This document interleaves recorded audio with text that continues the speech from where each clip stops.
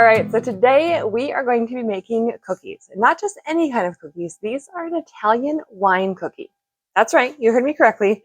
We are going to be using wine in cookies. There's actually only 6 really simple ingredients, including the wine, in these cookies. I've actually never tried them, but I came across them in this really awesome cookbook.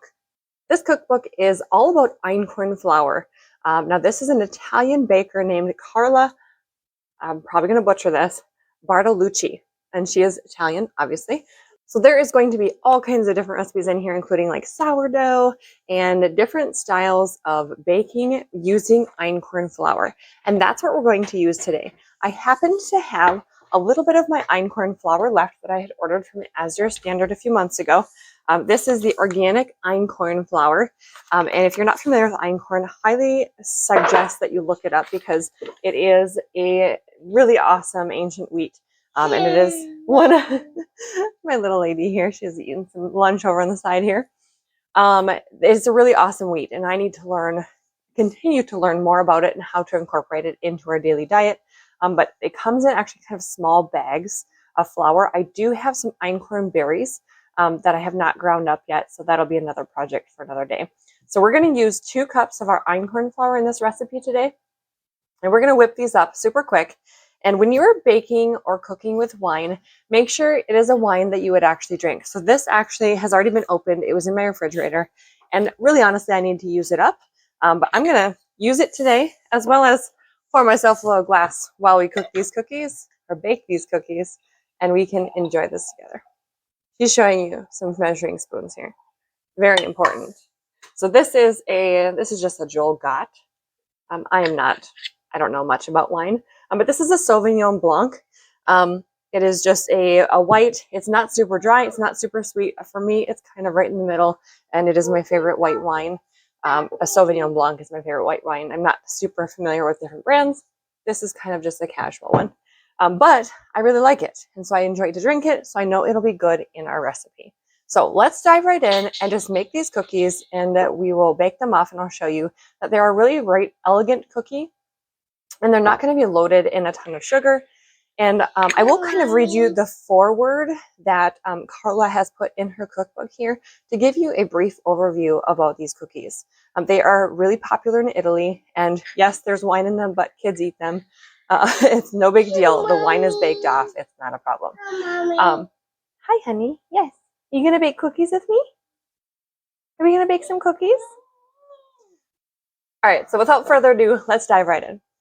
So Carla's foreword on this recipe says, I first heard about wine cookies when my daughter Julia tasted them at her Italian elementary school. Her classmate would bring them to school and the kids and teacher would rave about them. Children going wild over wine cookies? I guess that not only happens in Italy. Originally an ancient Roman treat, the recipe was given to me, so to Carla, as 2 cups flour, 1 cup white wine, 1 cup sugar, and 1 cup olive oil. Now that's what she wrote in there as what the original recipe that she has been given. Now she has altered it, and we're going to use her alterations.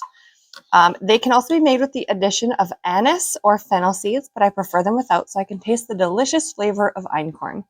These cookies store very well and are a nice choice for those who avoid eating dairy and eggs. So this recipe makes about 24 cookies. So she has gone from 1 cup of sugar down to a half cup of sugar, which is great. Especially if you're trying to, cut back on sugar, but still want a little something sweet. These seem like they'll be a really great option. And then there's 2 cups plus 2 tablespoons of all-purpose einkorn flour, a pinch of baking powder, 1/2 teaspoon of fine sea salt, 6 tablespoons of extra virgin olive oil plus 1 teaspoon for brushing, 6 tablespoons of a dry white wine. It is just those 6 ingredients, so this is going to be really super easy.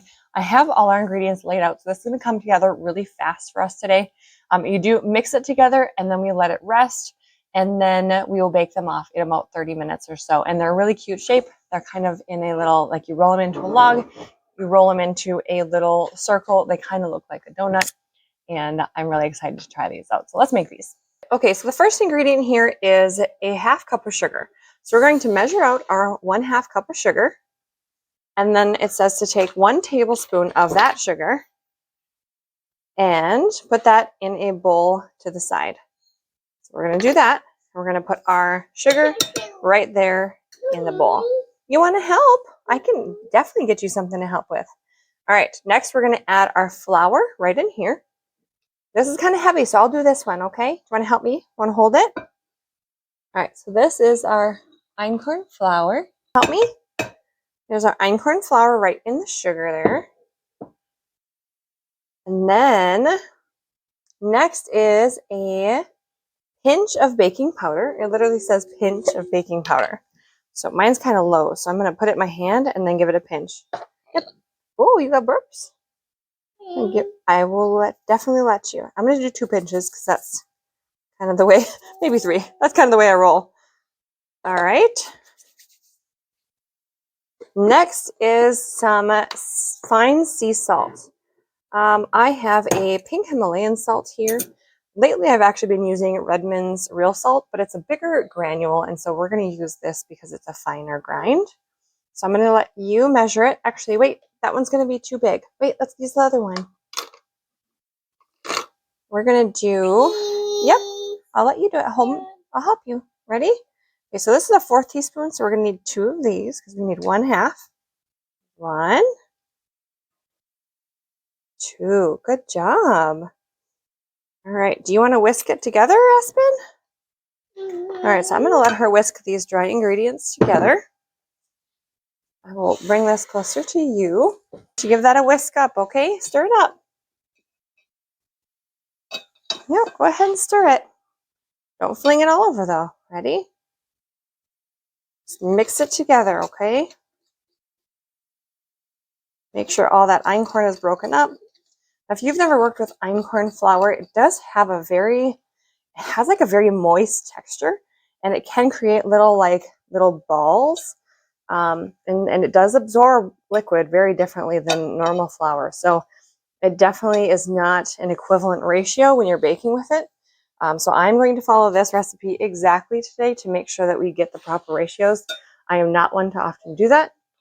I often make modifications in everything that I bake, or go, I go kind of rogue. But we are going to make sure that we do this one exact today, so then I can show you the actual results from her recipe.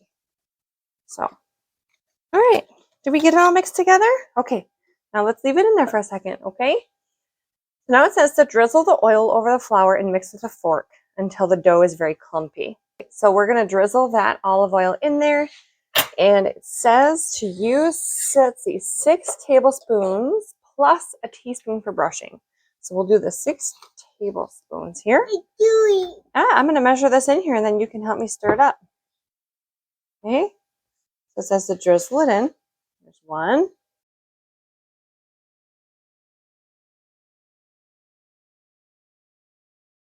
All right, so we have our 6 tablespoons here.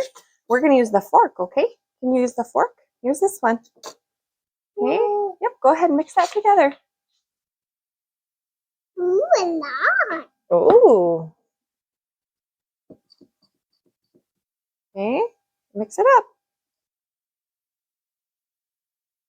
Are you mixing it? All right, I'll mix it so we can get moving here, okay? Oh, yeah. So it's definitely coming together here. Obviously, it's missing the wine. We will add that last. But it definitely has, here, let me show you up close. It has a little bit of a crumbly texture here. And that is what we're looking for. So we're going to moisten all this flour with this olive oil. Then we're going to add in this wine. Then what we're going to do is we're going to knead it just a few times before we wrap it in plastic wrap and let it rest in the refrigerator for 30 minutes. So this looks pretty well mixed. Now we're going to add in our wine. I'll take the lid. Thank you. Here, put that right back on there. All right, the wine. We have 6 tablespoons of wine. So we're just going to go ahead and use the same tablespoon here that my olive oil was in. We're going to do 1, 2, 3, 4, 5, 6. All right, the recipe also says that it's going to seem very wet at this point, but that is no big deal because einkorn is going to absorb that liquid and it's going to be just the right texture that we need to be able to form the little donut-shaped cookies that these will turn out to be. So it is very wet, but after it sits for a little bit, it will definitely be the texture that we need. Keep working until the flour has absorbed the liquid. Knead the dough on a clean work surface for about 2 minutes until smooth. Cover the bowl with plastic wrap and refrigerate for 30 minutes. This girl desperately needs a nap, so she is very fidgety over here. We are going to put this on our counter. Hey. Yeah, hello. You want to touch it, don't you? It's going to be all up in there. Don't worry. These ones are going to be enjoyed by my family, just us, so not too worried about her little hands in there. All right, ready? Gonna knead it. It says for 2 minutes. Just gonna knead it on the counter here. You wanna get in here? No? You running away? Wanna do it? Give it a smush. Ooh. Ready? Here, lift your hands up. Lift your hands up. Lift them up. Move them to the side. Ready? Smush. Smush. Get it. Yeah. There you go. Smush. Smush. Smush. Hey, Mommy. Hi, honey. All right. I'm getting there. It's even picking up the stuff that kind of is left on the counter. If there's anything left in the bowl I can put on there. There we go. Now, if you guys are into cookie baking this time of year, this video is part of a collaboration with Ashley over at CNC Farm. She's hosting the collaboration, and it is a cookie collaboration. So it is all about cookies. So there is it's like 30 days worth of cookie recipes, and there is 1 to 2 channels per day that are posting on this in this collaboration. So I will link that down below in the show notes, as well as the pinned comment, which is the first comment in that is listed. I'll put the link to that, so you guys, if you guys need some ideas for cookie baking, you can find all kinds of not only great ideas for cookies, but really awesome channels that do a lot of like home baking and homesteading type stuff. It's a really great way to connect with some other great channels for inspiration. So I will link that for you, and hopefully you can get some great ideas. There is a giveaway at the end of the collaboration. I don't know what the giveaway is, but I mean, who doesn't like a giveaway, right? So definitely enter into that by commenting on as many videos as possible, and liking and sharing and subscribing and just helping these other creators out. We really appreciate all the support. And if you haven't liked this video already, please go ahead and give it a like and subscribe if you like baking and cooking. And this little cutie right here, she's in a lot of my videos because she's my sidekick. So does it kind of look like pizza? Kind of looks like pizza dough? We're gonna make cookies, girlfriend. So we have a nice smooth ball here. I'm going to put this right in our bowl, and we are just going to cover this with plastic wrap for the 30 minutes that they suggested. We'll put it in the refrigerator, and I'll meet you back here in 30 minutes.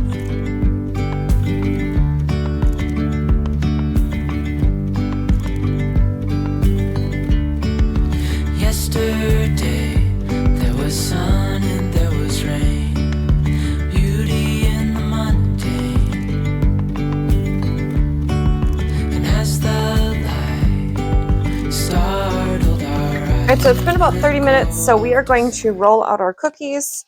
And these, what you do is you take about a 1-inch ball of the dough, and then you roll it into, it says, about a 5-inch little like log, essentially, or rope, and then we will form it into like a donut shape. So I'll show you how I do that here.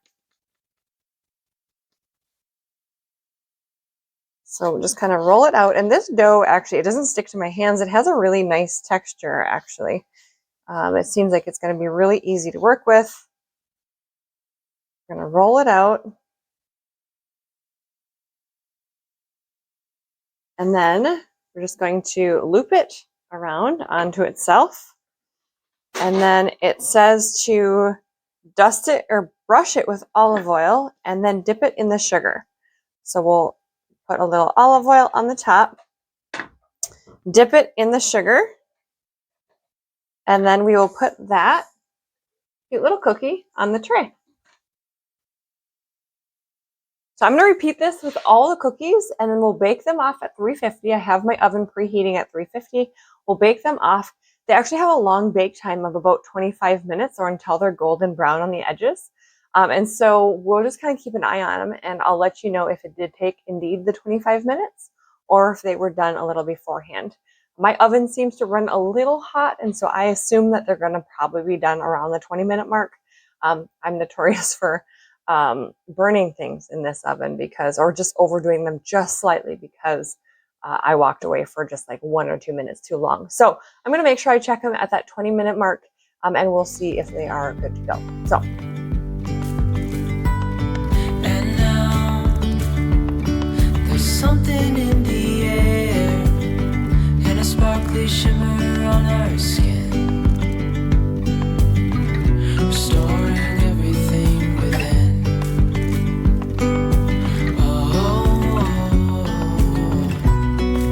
Dreamy, breezy, we go. Easy, easy on our tiptoes. Undercover agents of the other. Beyond gravel, beyond all.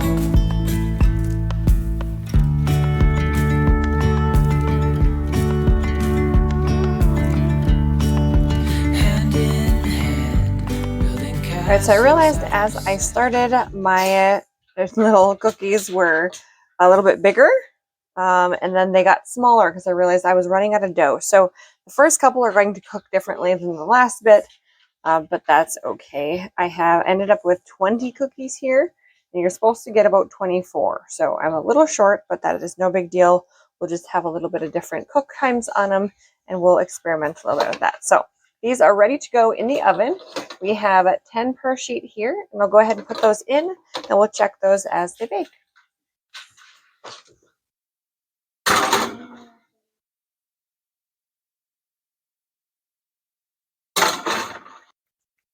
We're currently about 13 minutes into these cookies. They're not golden yet. They are still pretty light, so we're going to just keep letting them rock.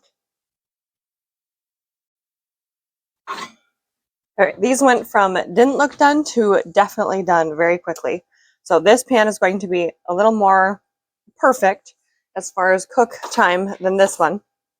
This one is the smaller ones, and they did get a little bit darker underneath, but they're still going to be just fine.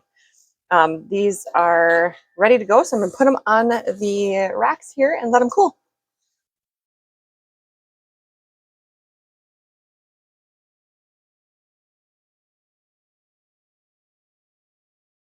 Okay, so these all fit on one, and I am bummed that they did cook. This one actually is probably the most perfect, and that is the biggest of them all. But some did cook a little longer than I expected. Just on the bottom side, though, the top is still so light. So keep that in mind if you make these, that the top is still going to look pretty light, while the underside might be fully done. So when these fully cool, we'll give them a taste test, and I'm excited to try these. They're so cute. I just really love the way they look, too.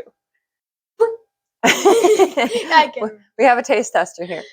So it says to let these fully cool before you test them or before you eat them. But I have zero patience, and so they're still warm, but I want to eat them. So I have let them cool for like 10 minutes or so. We're just going to go ahead and test them out. I'm going to let him try them with me. Now, just so you know, so these bigger ones are going to be nice and lightly done. Some of the smaller ones did cook a little darker, so they're going to have a different texture. So go ahead and choose your cookie. Oops. Mm. Mm. I like it. Good. Mm. So these are crunchy cookie. Mm. These have a really good flavor. I actually really, really like these. Yeah. These would be an excellent dipping cookie for like dipping in like hot cocoa or coffee. It even says that I've read on, where did I read it? In a magazine or something, that you can dip these in wine. And that is something that Italians do in Italy, which sounds amazing to me, which I could try that. Should I try dipping it in my wine? Yeah. No. Let's see how that goes.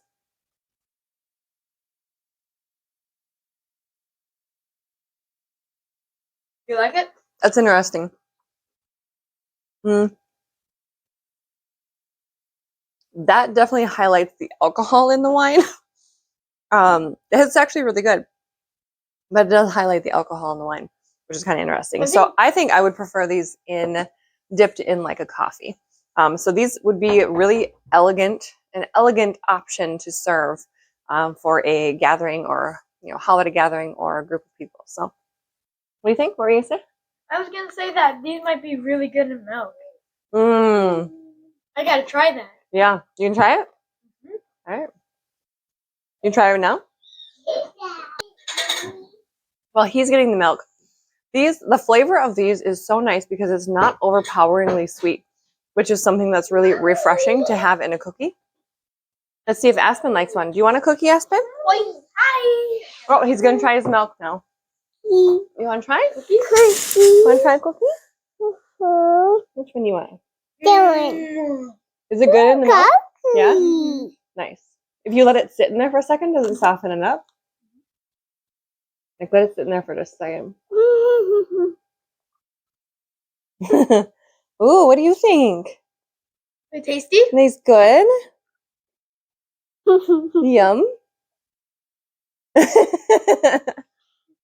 All right, try it now before it falls apart.